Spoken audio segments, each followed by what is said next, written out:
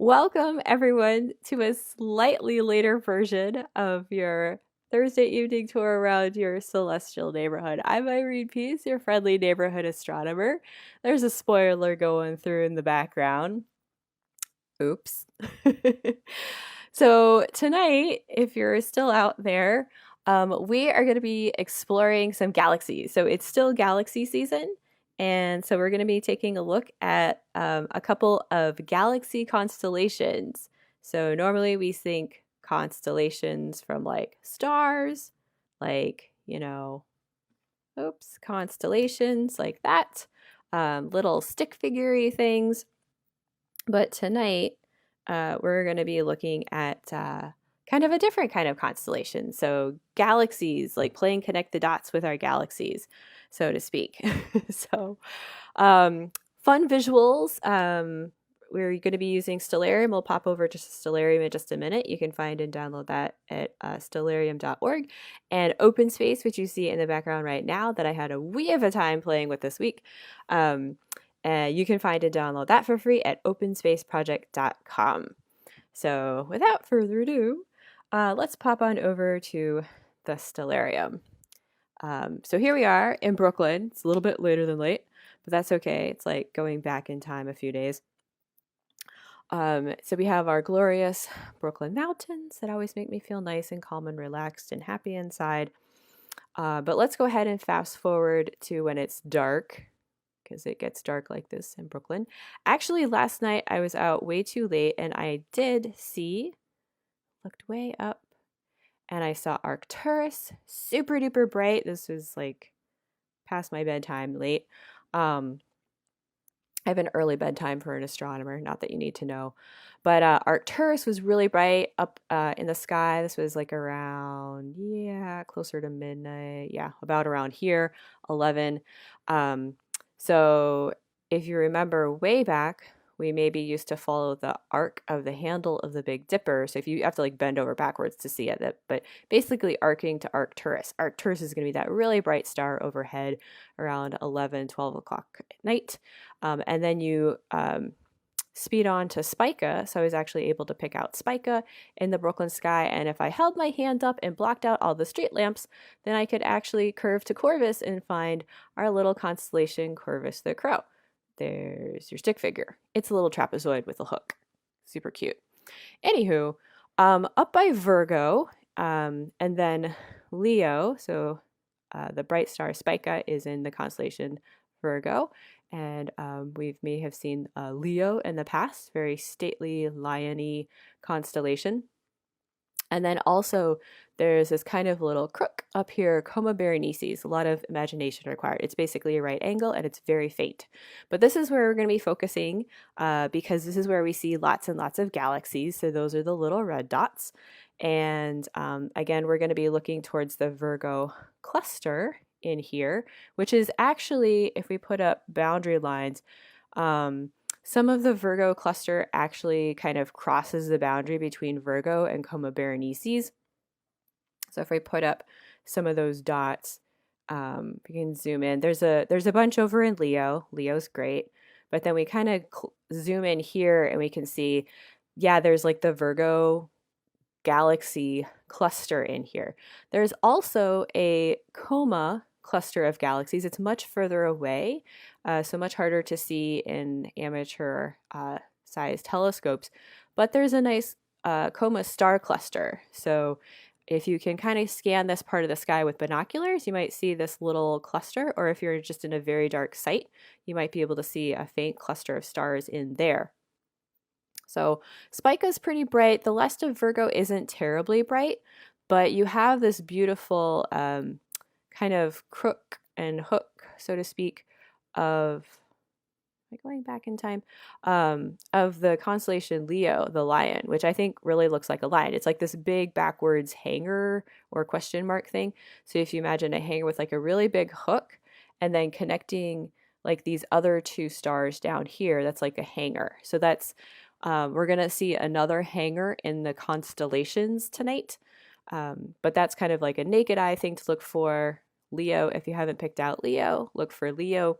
And then between Leo and Virgo, if you kind of look up a bit from those more at the height of, I guess, Arcturus, there's it's kind of a big swath of sky. So these are not the best directions, but there is a nice big open cluster up there for you too. So Hook of Leo, open cluster, and then of course if you have a telescope, you should still be looking for some galaxies if you're into, you know, galaxy season. So I think that's enough of our night sky for now. Lots of galaxies to get to. So we'll pop on over back to the open space. Open space. All right. So, oh, handy, we have our galaxies or our constellations coming around. So we should have galaxies in the background. So you might see in here, there's Virgo. So that's Spica. And then there's Regulus. So we can, oops, kind of pause our rotation and come back here. So this is right kind of where we want to be looking. So this is just what we were seeing a moment ago in Stellarium, right? So you can even see up here maybe the kind of Coma star cluster. So again, this is Coma Berenices, and the galaxies that we're going to be looking at are right in here. So we don't really think of like galaxy constellations per se, but tonight we're gonna kind of think about that. So I guess I'll just go ahead and turn off the Earth because we don't really need the Earth right now. I mean, for viewing, we need it in general, just not like to see right now. And there's two kind of galaxy constellations, as I'm going to call them, that I wanted to share tonight. The first is Markarian's Chain. So that's just like a little string of galaxies. So we can kind of zoom in there, I think. So it's named after this guy, Benjamin Markarian, who was an Armenian astrophysicist and I guess was, you know, looking at these galaxies up in the in the Virgo galaxy cluster and noticed that there were some that were kind of moving in a similar fashion. And so he kind of had like this little string of galaxies. It looks like a string of galaxies, like a little chain as seen from Earth. So that's like our first kind of galaxy constellation, is just this stretch of galaxies there. The other one, turn Markarian off, is what I'm calling the Gattaca Hanger. So it looks kind of like it's kind of like a mini version of the hanger that we saw over at the front of Leo, right? So there's like this big old hook and then like teeny tiny hangers, but then the lines kind of go off. So those are all connecting galaxies as well. And actually this little hook over here, that's basically a line connecting two of the larger galaxies, M84, M86, that's shared with Markarian Chain. So I actually learned to find my way around a bunch of these galaxies in the Virgo cluster using, again, what I'm calling the Gattaca Hanger. So kind of starting from a bright star over here, you can just kind of hop from galaxy to galaxy because there's so many galaxies in there. So let's go ahead and check it out. We'll kind of just run along the chain first, and then we can go back and take a look at Gattaca if there's time. So focusing there, turn off Gattaca, and take this back to a reasonable field of view. Yeah, reasonable enough. And head on over to one of our galaxies. So many galaxies, so little time. Yeah, we'll just start with one of the first ones in there. So here we are. All these orange dots are part of the Virgo cluster. And we can see like it does kind of stretch back a little ways. So there's a little bit of depth there, but some of these are actually pretty close to each other in space. So what I'd kind of like to do is just turn off some of the dots, because some of the background dots get to be like a little bit much. And we'll go ahead and just zip along the chain there. So all of these galaxies here are part of the Tully galaxy set. And again, this is all real data. So every point here, those are actually like coordinates of the actual galaxies as best as we can measure them anyway. And then we have some images here that I'll enlarge just a little bit, just for kicks, so you can see them better. So this is artificially enlarged, and these aren't all pictures of the actual galaxies per se, but they're images of the same types of galaxies in here. So this first one that we're coming up to, galaxy numero uno, is actually M84. So M84, this nice big kind of spiral galaxy. I think that's one that I might have a picture of. Did I have a picture of that one? Yeah, that's actually M84, I believe. Yeah, because it's a giant elliptical slash lenticular galaxy. So we're going to see a couple of different galaxy types. You'll see them kind of typified in the types as we kind of work our way along the chain. But this is kind of it's kind of between elliptical, which is like just a huge smudge of galaxies, um, and something that's maybe slightly flattened out. So there's this beautiful thing called the Hubble tuning fork. And I really like this image of it because it's using actual galaxies. Karen Masters from Sloan Digital Sky Survey assembled this. So lenticulars are kind of between ellipticals, which are like just huge, kind of spherical, ellipsoidal shaped galaxies. But then those can kind of flatten out into spirals or even barred spirals. So some of the spirals that are going to be flatter, more like the Milky Way, like this one we see in the background here, kind of flattened into disks, and we can, describe them by their arms and whatnot, versus barred spirals that instead of just a central bulge, they have like more of a bar going across them. So, a lot of the galaxies that we're going to see tonight are like either elliptical, or there's actually several lenticular, and then there's some spirals and barred spirals as well. So this is just kind of like one way we can organize some of the different types of galaxies. So anywho, so M84, so that's actually a pretty big elliptical or lenticular galaxy.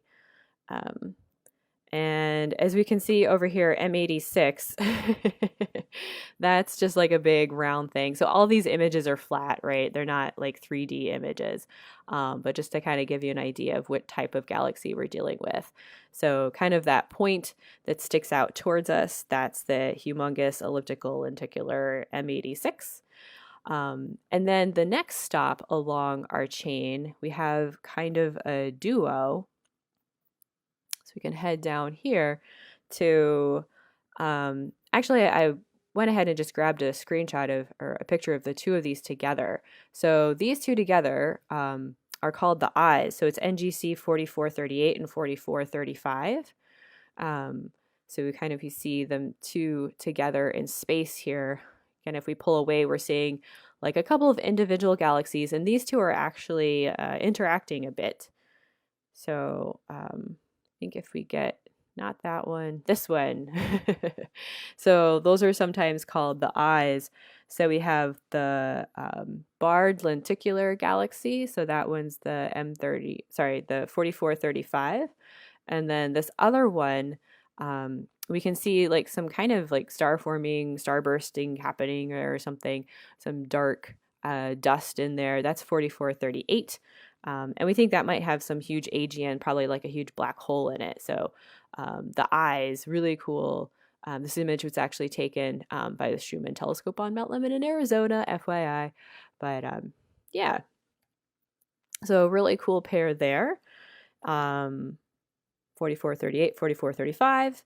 And then we pop on down to kind of our next pair over here. We have two more together. So 44, make sure I got this right. Yeah, 4461 and 4458. They're all 44s because they're all really close together. So 61, you can see that's, I guess, a little bit more barred lenticular. So it's kind of between elliptical and a spiral. And then 4458, more elliptical. And then just kind of coming out on the end here, we have, I think I may have mixed some of these up. We have, yeah, 4437, 4473, and 4477. So just a really cool collection of galaxies. And again, as seen from Earth, they're all kind of along a chain, and at least 6 of them have been, later like re-verified to say like, oh yeah, these are all moving kind of together in space. So that's just kind of a fun thing, like during galaxy season, just because there's so many galaxies in one little part of the sky, that instead of like kind of playing connect the dots with stars as we would normally do, we can kind of play connect the dots with galaxies to make what I'm calling galaxy constellations. So that's Markarian's chain. And then less formal, I'm going to call it Gattaca's hanger. So again, looks kind of like a coat hanger, if we can get kind of the same perspective as we'd see from Earth. Something like that ish. So again, in the sky from Earth, you're kind of hopping along here.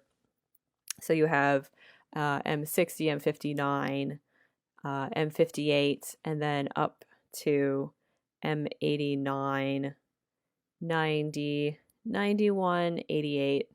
So these are all actually several elliptical galaxies. So these first few over here are all kind of elliptical. We can kind of take a closer look at some of those.